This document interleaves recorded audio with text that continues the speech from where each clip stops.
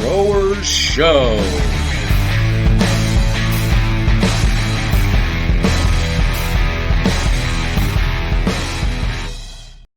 What's going on, people? Welcome to episode 8 of the Home Growers Championship podcast, where Growers Show. You've got all your usual participants, if you will, but today we have a really awesome episode lined up with a couple of the judges for this upcoming 2025 Home Growers Championship. We have Jen from Hippie Chic Farms, and we have a certified Gangier, correct me. Yo, Gangier, that's right. Gangier in the house. Yep.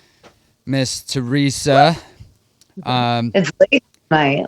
We like to... Oh, here, Holser. Here, Holser. Here, 3 Holser. syllables. Here, Holser. Here, Yeah. Holser. 3 syllables. Yeah. Too easy. Woohoo. Very cool. So I cut it down to T here. So when you see that, that's me too. Terpy T. Oh, Terpy T. Yep. Got it. yep. Terpy T. So it's you guys are actually the first 2 flower judges that we have. That's awesome. No. If this So was like a reality TV show, you guys would already be women would already be up. That's awesome. It's really a testament to both of you. And So am I like HOH? Do I get like a hey, I was thinking like of a- thinking of Big Brother. bathrobe?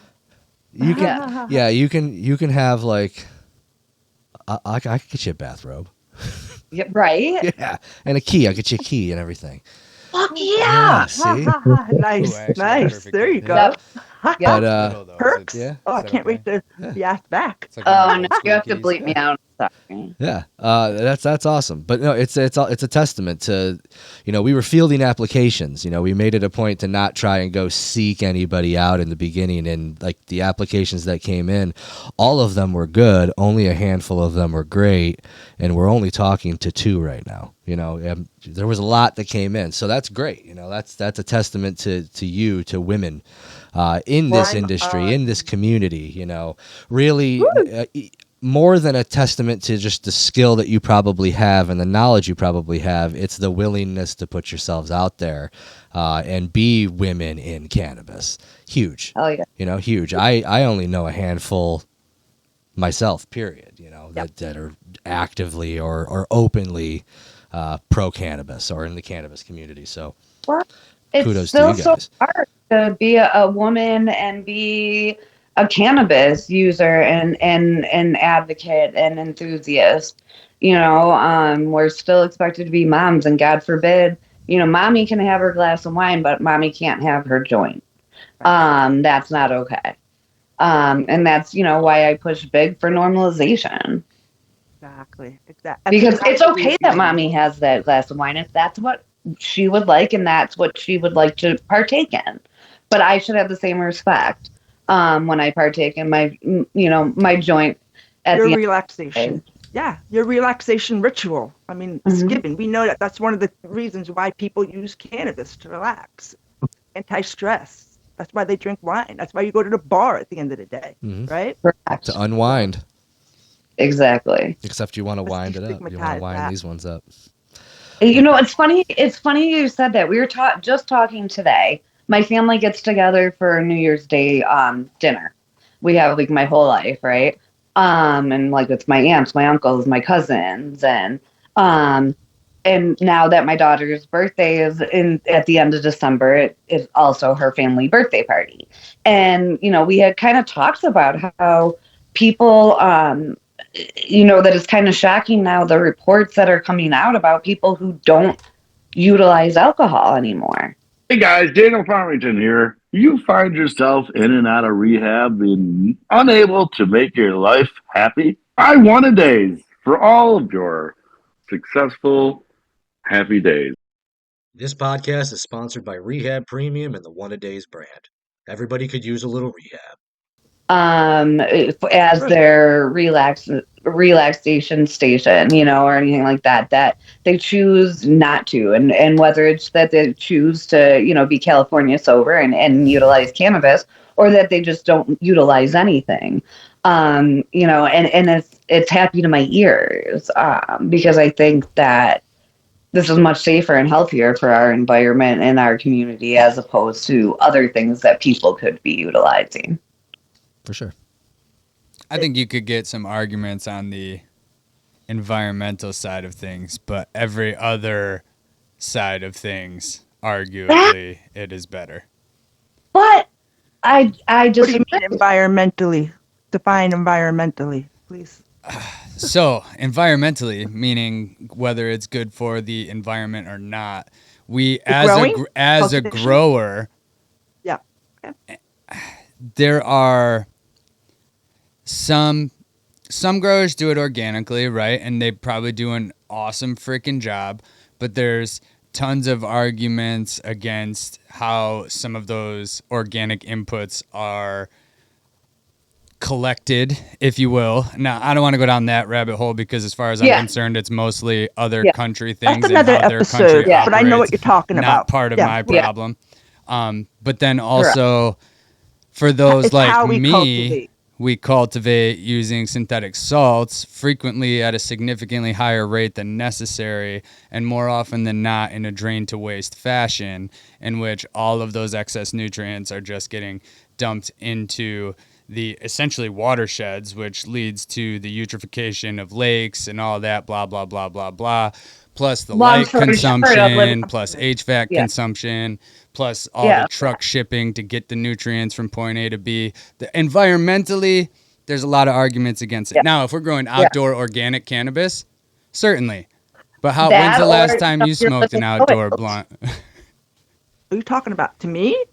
Maybe you guys are better than me, but Yesterday, I don't man, even today. want to smoke outdoor personally. It depends on You're talking to me?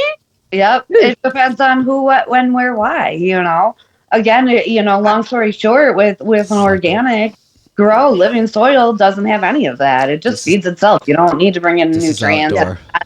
I smoke outdoor. Garden. I pretty much exclusively smoke outdoor. I test all my clones outdoors. I always have. I'm always smoking something from outdoors, when it's harvest or after harvest time.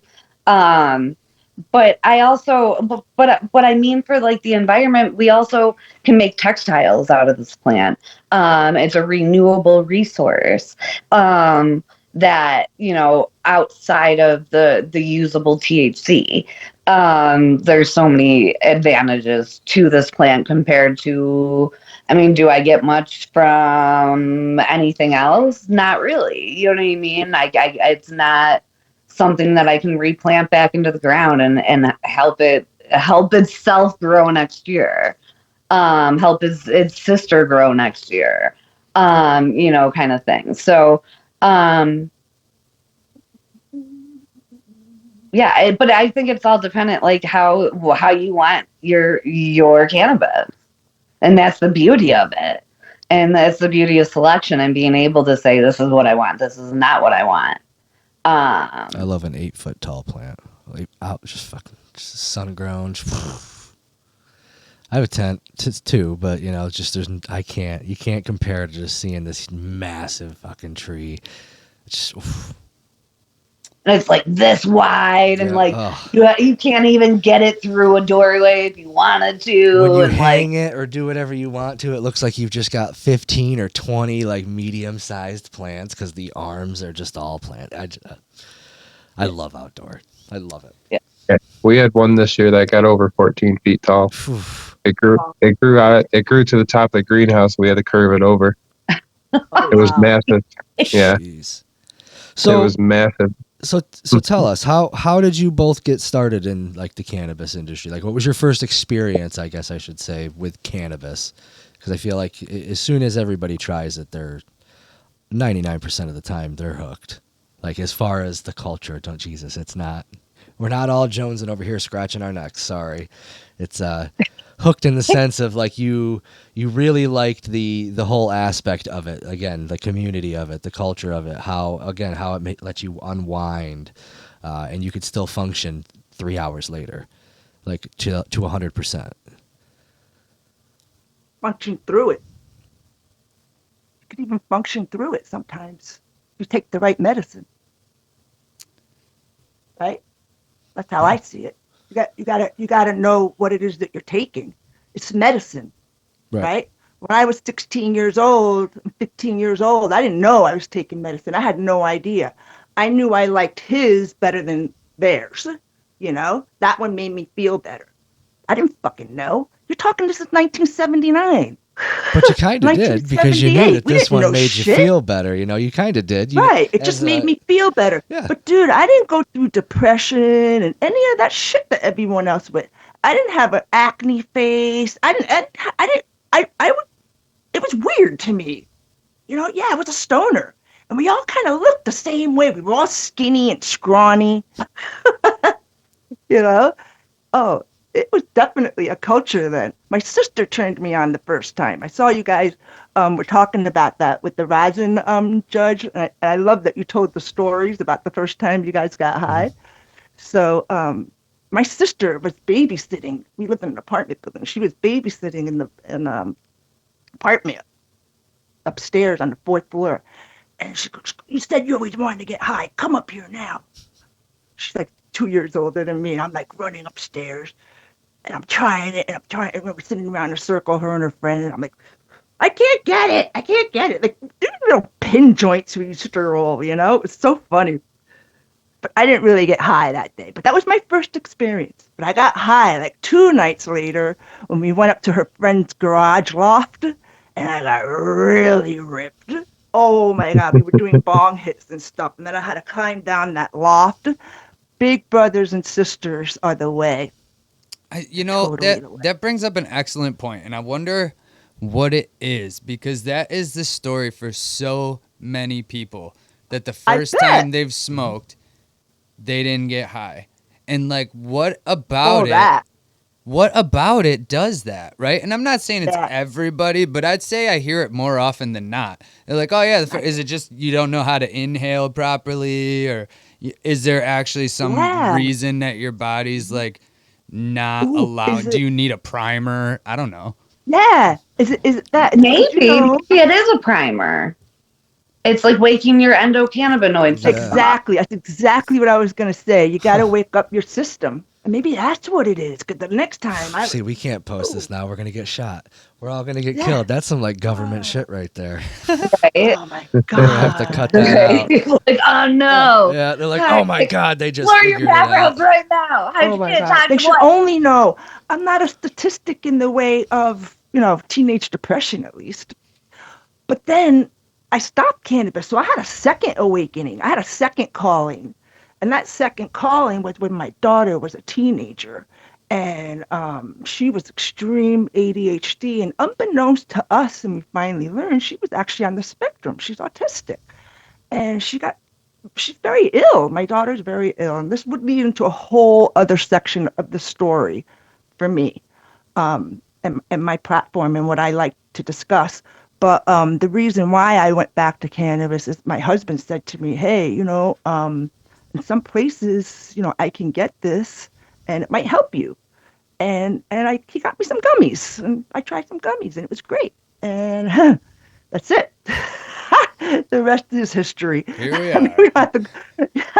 Those are all like cool little stories where we can reveal along the way. But I think the older sibling thing was sort of a good thing too, because it allowed you to have somebody that, if after that first time you were getting blitzed, like maybe you had one of those paranoid fits, and you're just like, somebody to calm you down. If you were doing it with your older sibling, I was lucky enough to. So yeah, my story went that way. Yeah, they were there. That's a big deal too. I mean, I've seen a lot of people that just started smoking, like fucking first time they got high, had that paranoia fit, and they were just like, done, That was me. Yeah. So my very first blunt, I smoked, and I went to go. I didn't think I was high. Like, I was fine. And I'm walking down Allen Street in Buffalo, and I was walking past an alley, and it had like a iron gate, but I couldn't walk past it because I swear to God somebody was in there and they were gonna jump out at me and like scare me, like, and I would just be like screaming in the street and be that weirdo. So like I just stood there like for the longest time waiting. I was like, maybe someone will walk by and they can help cross me. So like, That's funny. I waited for someone to cross me, and I got to my car in the parking lot, like right on the other side of the building. So I didn't smoke for the longest time. Or I'm like, I'm high on life, I'm good, I don't need to, but I was in college, so I would have some drinks. So my next like big experience, I was stuck in the dorms. I didn't dorm, I stayed home, and lived at home and commuted. But like my friends lived in the dorms, and we had a huge snowstorm. Like to the point that when I was like in the middle of campus, by the time I got to like sort of the back of campus, the snow was to my knees. And so I stayed in the dorms for a couple of days. And it's kind of funny because my now husband's involved in a way. So my friend that I was staying with had a jar, what he called a Jake jar, because my husband at the time was in Australia. And so every nug he got, he was saving a nug for Jake for when he came home. Well, Jake is now my husband. So I always joke and say thanks to Jake that, my first couple times smoking were some really good buds out of the Jake jar, because we are stuck. And what else was there to do? So yeah, I guess, and he smoked all day, every day. So I was like, I guess I'll join in, and it was all downhill from there. Uphill. Uphill. No, really uphill, because it has changed my life for the better. It's changed my health for the better. It's changed, you know what I mean? So it has had such amazing positive effects in my life that's why I'm here. That's why, I do what I do, and why I am who I am right now. So when you were telling that story, I had forgot that your husband's name was Jake. And my first thought was like, why does she have a cop jar for weed? How is this going to connect? So they used to refer, I don't know if you know, they used to refer to police as Jakes. And Yeah. Yeah. I didn't know. So, but that's hilarious. Is that an upstate thing? Yeah. I think it's a whole country thing, to be honest with you. Is it? I never heard that. Is it? Okay. I didn't know heard that. All right. Yeah. No, me neither. I mean, it's a little more of an urban thing, for sure. Yeah. Okay. Cool. Boy. I'm in the burbs, Oh, trust me, I rap to him quite often with his name. Oh, that's cute. So, are you both like well versed in cannabis consumption? So, like you say, the gummies, Teresa, and outdoor. So I know you're smoking it. I think I see you smoking the joint. Hippie, I've seen you do both. Like, what do you guys prefer? Yeah. As far as like your product. So I ebb and flow, right? Like, sometimes I like to have more resin than flower, and then vice versa. Sometimes I like just to smoke flower during the day and resin in the evening, or vice versa with that. I usually do layer edibles throughout the day. Anyways, it's just helpful. And kind of going back to my why, like I had seen how my purposeful use of cannabis helped me and like my health and my well-being, that I continue that path, as opposed to just like kind of having that glass of wine after work, and having that joint after work, and one before bed. Now that I'm using all day purposefully, I've seen the positive outcomes and things that come along with the plant. So I tend to use all day. So I just go through ebbs and flows, but I usually use both interchangeably, if that makes sense. Mm-hmm. For sure. Yeah, I used a pen every once in a while too. And that's when I travel. I don't do pens really. I go in waves. Like I gotta pretty much be all one or the other. Right. It almost sets like a tolerance break, if you will, because the high between each is different, right? So if you're dabbing exclusively for a couple weeks and then you switch back to flower, Straight to the head. Yeah. Straight Yeah. to the head. Exactly. Yeah. Exactly. I had My preference is whatever's closest. As an active member in the Ganja community, we do actual studies through the month, and the past couple of months were rosin studies, and that was pretty heavy because I hadn't just consumed rosin for that extended amount of time, really kind of ever. But it was Emerald Cup winning rosin, so it was very easy to have and test out and learn about the different textures and how it looks, and that exposure was just really invaluable because you're calibrating with other people, you're having your own experience, you're coming back, you're calibrating with others and their observations, and it's just extremely powerful, extremely powerful when you see 15 others or 20 others coming to the table and you're all calibrating that this product rates at XYZ. Part of the of things that we have in our magic bag is the way we actually evaluate flour. Now, I couldn't do this for a cup because there's not enough time. There's too many samples. We'd have to condense it, obviously. But what we do is we essentially grade cannabis, essentially like a wine or cigars is graded. We have a 10-point system, and we go through a very rigorous grading system that could take anywhere from 2 hours to some people a couple of days to go through a whole sample of cannabis and to really get into it. And you know what? Not every cannabis deserves that. You know when you have a cannabis flower that deserves that, and you know when you don't. So I mean, it's really quite simple as that.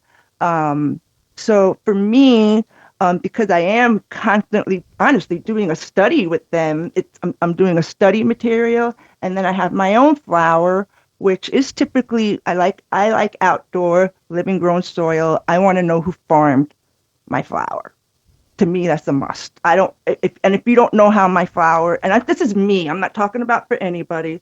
When you're evaluating flower as a consumer, that's a different set and setting. That's another thing that ganjiers we talk about is set and setting, and that's huge. And I actually heard something on one of your postings about set and setting, and I was very interested to discuss that with you guys. Oh my God, excuse me, someone calling? There's a call. I don't know how to get rid of it. I'm sorry. Granny's lost it. Anyway. So All where good. was I? I'm All high. good. Set and setting. Set and setting.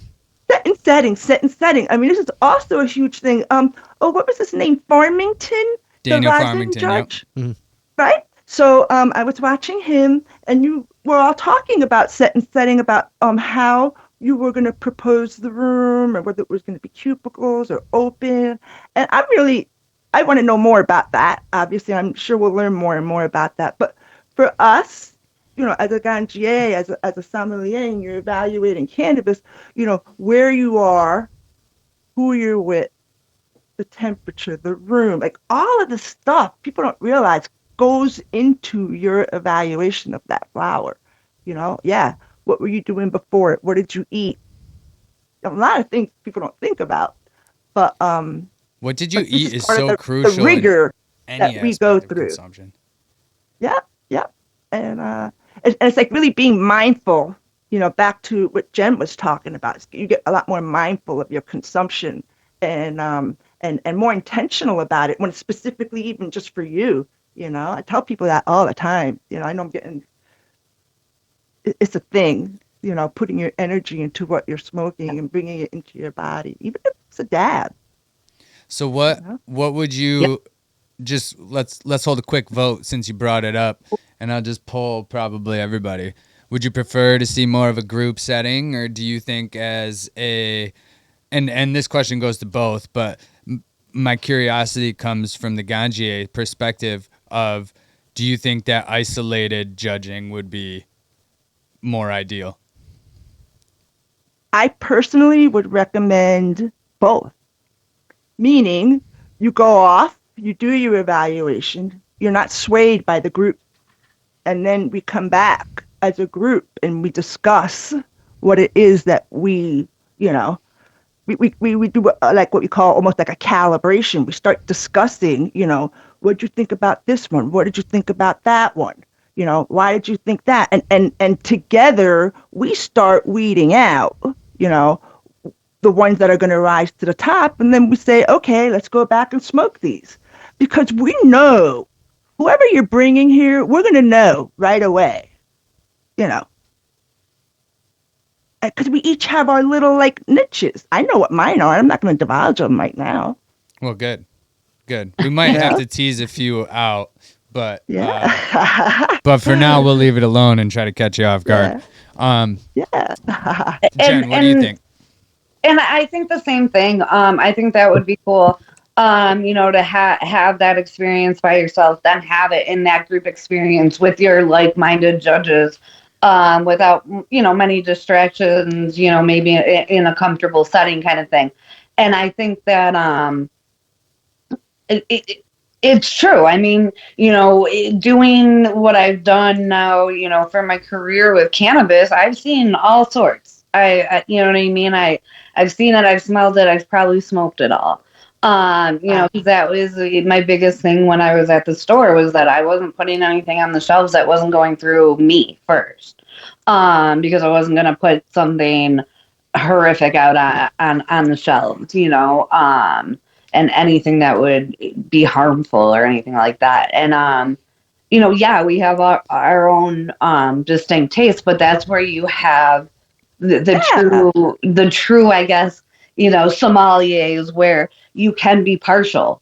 Yes, you have your favorites and you have your key elements that you like, but you can be partial to all of them. Exactly. Good weed. It's good weed. You know what I mean? Exactly. It's like, I'm not going to smoke this one. I'm not going to ask for this one. But you know what? If someone asks me, yeah, you know what? It's good. Go get it. And so, like, exactly. Or like, and is it worth the price? Because around here, I don't know about up there, but around here, the pricing for some of the stuff that I'm seeing.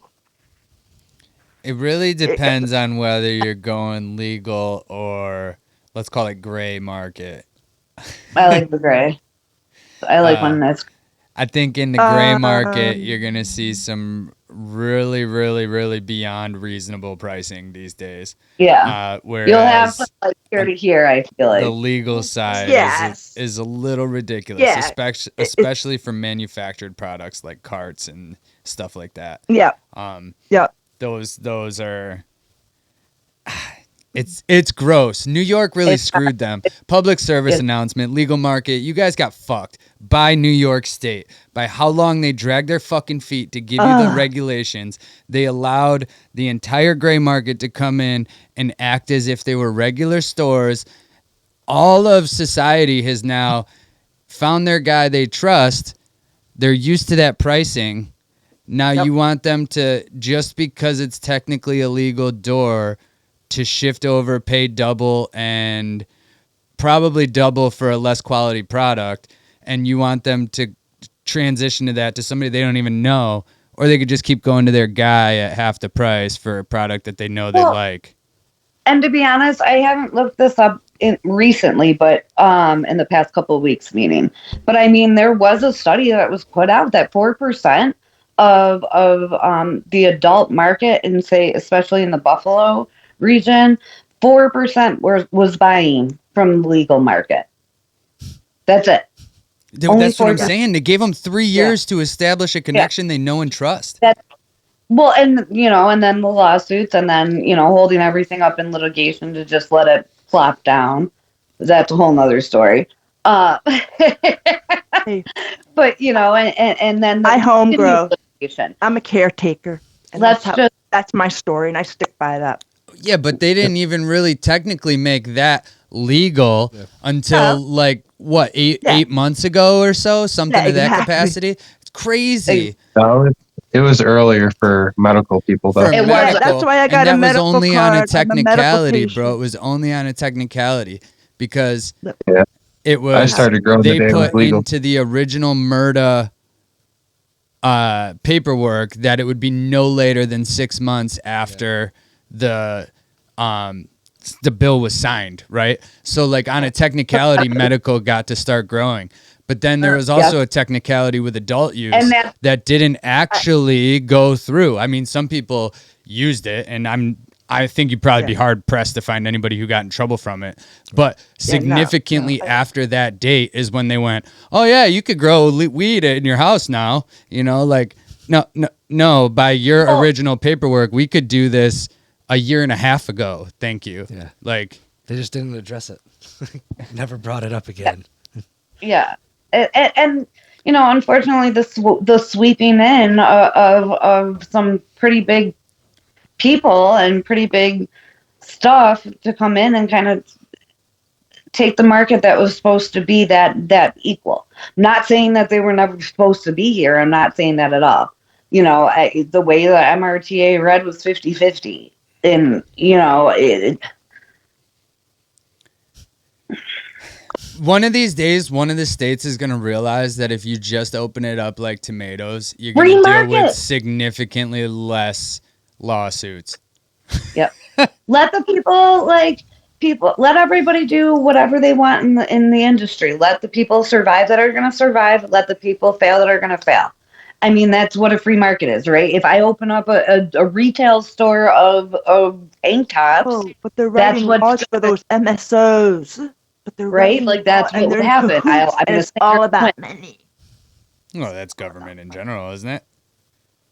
What? Just all about money.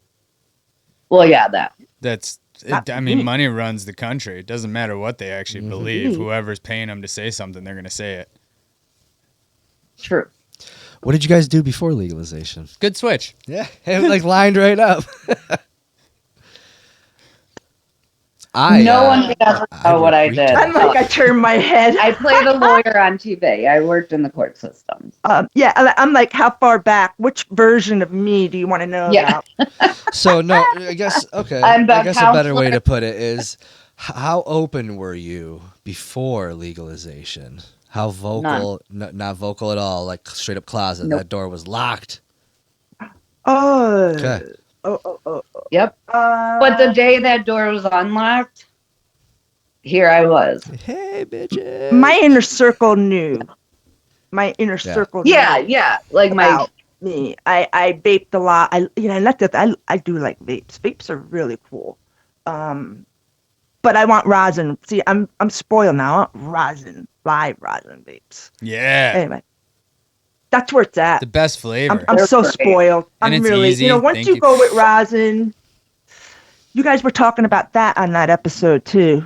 Before I had to cut it off, I was like, once you start using rosin, it's just a whole other ball of wax. Oh yeah. Oh, pun intended. Anyway, pun intended that I didn't even catch. I feel like an idiot. Anyway, what the fuck I was talking about? I'm high. No, it's so your inner circle knew. Before legalization. Yeah, so the inner circle knew, and I'm a gardener. I'm a gardener. I won't go into major details, but I was downsized in 2008 in corporate America. My daughter was really young. I became a stay-at-home mom. I tried a bunch of different side gigs, Herbalife, dog training. I loved my dogs. That was actually a really good thing for all of us that I did that. What else did I do? Oh, I baked. I'm a crazy ass baker. So I would watch the Great British Bake Show. Oh, hell yeah. And I'd be like, so I'm going to make that. I'm going to fucking make that. Fucking Paul Hollywood, you're going to fucking give me a handshake. Yeah. Let's do this. Yeah, that's exactly how I was. I baked I would bake these phenomenal cakes and Christmas, it would be like sugar plum berry cakes like all over the place. It was so much fun. Anyway, so little did I know that I would be using all of these skills all over again in my cannabis life, which was soon to be started because I am an avid gardener, like huge. Like I run like a little homestead here. I compost and vegetable gardens. My husband grew up on a farm, but he's not a farmer anymore. but he grew up upstate, Utica, Rome, New Okay. York. So yeah, I have roots upstate, you guys. So another reason why I want to know what they're doing up there. We're having a great old time Anyway, up here. That's what we're doing. yeah. Hell yeah. We're doing. So trying to make a long story short, yeah. So it was then they legalized, and I'm like, I'm gonna fucking try growing pot. And I did. I grew some awesome pot, and people were like, "How'd you grow some awesome pot?" I'm like, "I garden." I garden. I definitely So, but never then grew I a pot plant before. But I really then started learning how to really grow weed, because I was like, I don't want what's at the dispo anymore. The thing is, it's not that it's really bad. There's organic, good indoor. It's just that I didn't always want to be like, ugh, no entourage effect. It's just boom, couch lock, and that's what I would feel. I wasn't really ever finding the right medicine for me, and I just really prefer having that you're on the train platform, and here's the buzz, and you're getting on the train, and I'm on the ride. I'm getting to my stop now, and it kind of slows. You know what I mean? It's like a ride. You like a lime. You're riding that wave. Yeah. It was a cute little sample that one of the elders at the Ganja campus kind of metaphored for me about the train ride and the high. I thought it was really cool. I always remember that. So you hadn't grown before legalization. You hadn't even grown before. Not cannabis sativa. No, not the plant cannabis sativa. That I So did you cannabis indica then, or no? I'm just Okay, guys. Oh no, cannabis sativa is the technical name, scientific name for the cannabis plant. Yeah, So, well, also two more cannabis theologies. indica, Sativa, depending on yeah. which scientific study you read, is the technical name for hemp. Like I said, depending on which study. Yeah. But And then you Well, have anyway, we won't get into that now. How many of us can you get in a room to argue that? But no, seriously.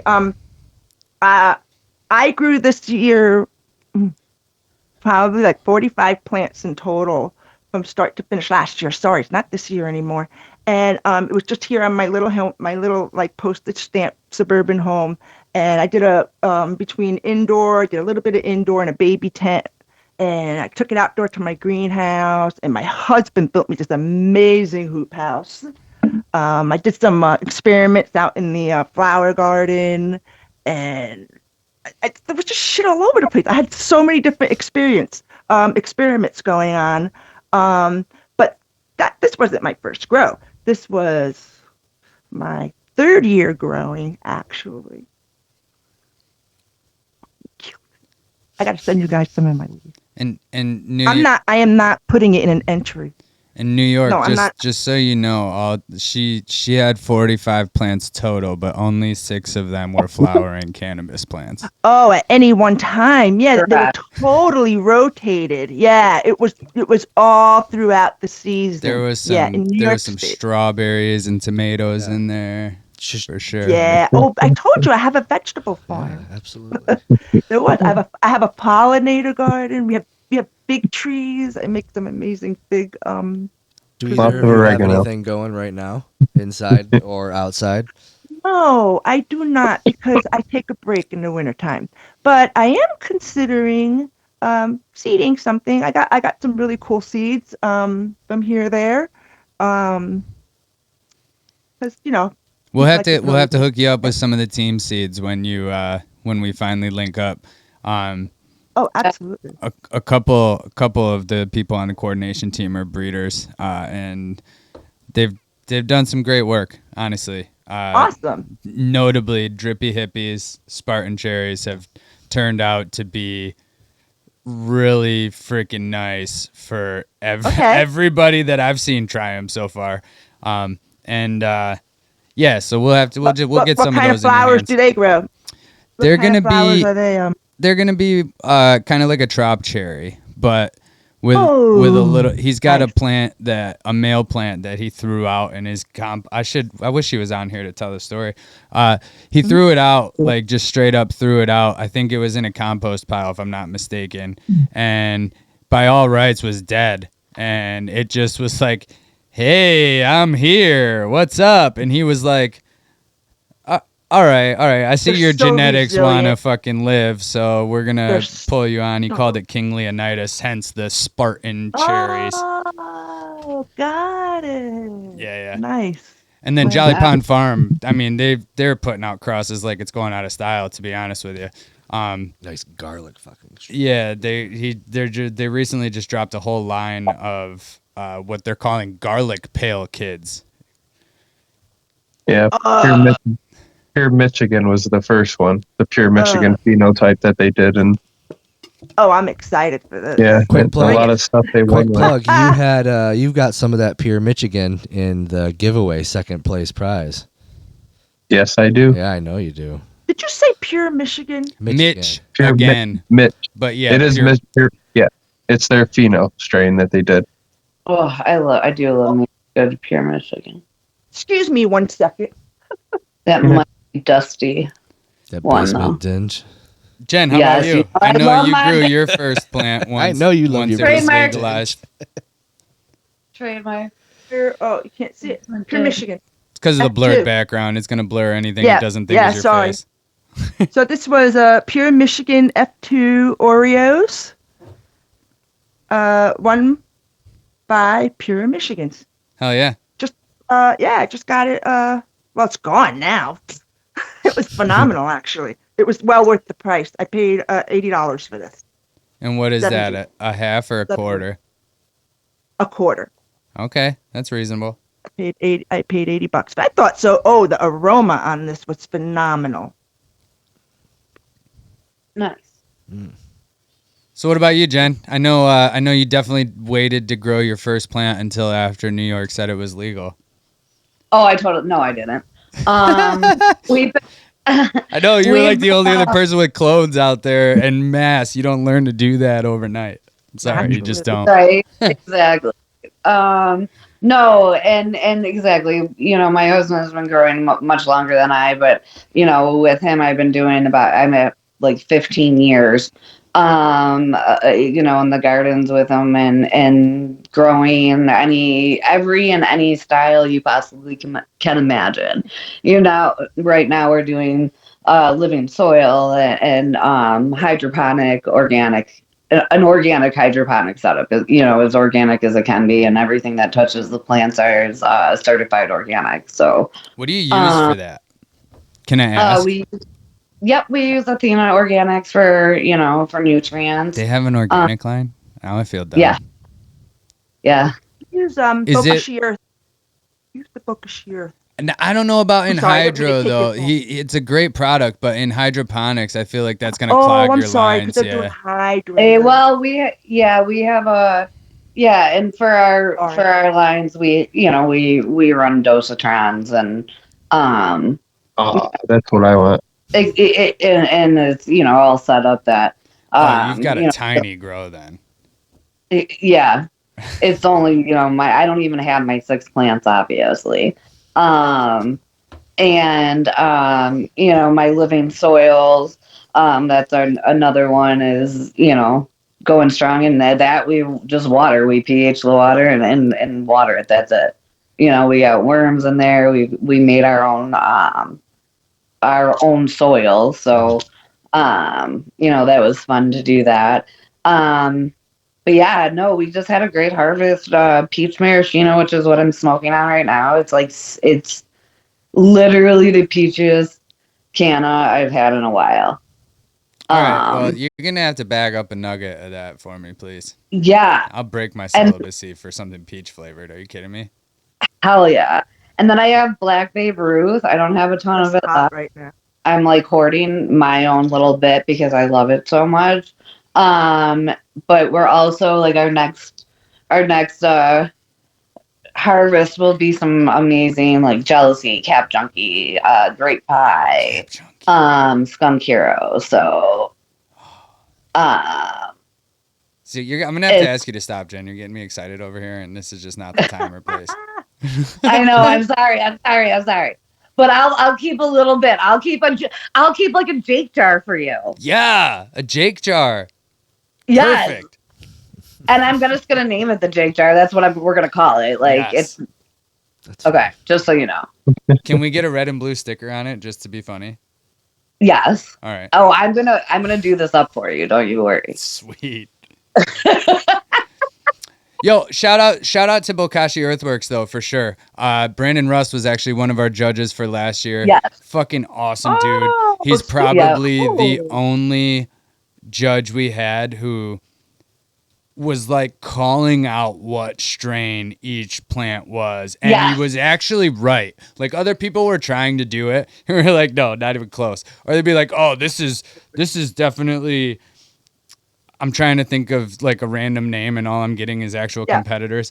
This is Basement Grown's weed for sure. And like, no, Basement definitely didn't grow that shit. You know what I mean? Like, sorry, bro. Yeah. Can I ask a question? No, we do that question asking around here. No, I'm just kidding. Go for it. I'm curious. So I'm just curious. So is this blind judging? I hope so, right? Yeah. Well, not blind. You're allowed to use your eyes. 'Cause that's part of the evaluation. No, I mean like process. a number. I'm just getting a number. I don't know the farm or anything else. That's what I mean. Yeah, You won't know I just wanted anything. to- Entirely randomized, as blind as it can be, for sure. Sorry, Dave. Didn't mean to jump on you there. That's something. It's all good. And are we categorizing indoor or outdoor? I think you're going to be Hydro, hard organic? pressed to find any outdoor in it, just simply due to the time of year. True With that, it yeah. being in June, it's unlikely that anybody. I mean, maybe Gonna put their old maybe. flower in. Exactly right. Old I outdoor. mean, I wouldn't. honestly, That's why I said after no. 6 months might be the ideal fucking cure if we're calling it what it is. So I'm not discouraging you if you're thinking about signing up with your outdoor weed. However, I'm about 99% sure that every single sample last year was indoor. Unless somebody And- really fooled me, but they all look. And I have a curiosity. How about, are they phenos or autos? Do we know? It doesn't matter. Both. Does it matter? Both. Does it matter? Yeah, enter whatever you think you're good at. We're not going to discriminate based on how you grow. We're open to anybody's flower coming in. I would argue you're going to have a, depending on which breeder you choose, because I don't want any breeders to jump on us for this next statement, but I would argue you're going to have a more dense nugget coming from a phototype plant grown properly than you will from an auto flower. Though there are some stellar auto breeders who make amazing products. It's just hard to get rid of that ruderalis genetic entirely. And they're typically more sparse, right? Yep, I do. I've grown all, this is why I've grown all these different kinds of plants, and you observe them and you take pictures of them and you watch how their branches grow, how the spacing in between them. They're really wild. But I mean, I love growing pot, but I love it so much, and you give it so much love and attention. I need a little bit of a break. I mean, I know people just keep going and going. I'm like, no, my mind. I just need a chance to just. I feel that. As a clone guy, I'm not so ever much, allowed you to know? stop, but I do take breaks from flowering, right? To where I'll just sort of be keeping moms alive, and that's about it, because things are just too busy. And honestly, the last 2 times that I've flowered, whether I didn't make the time or I just didn't have the time, arguable.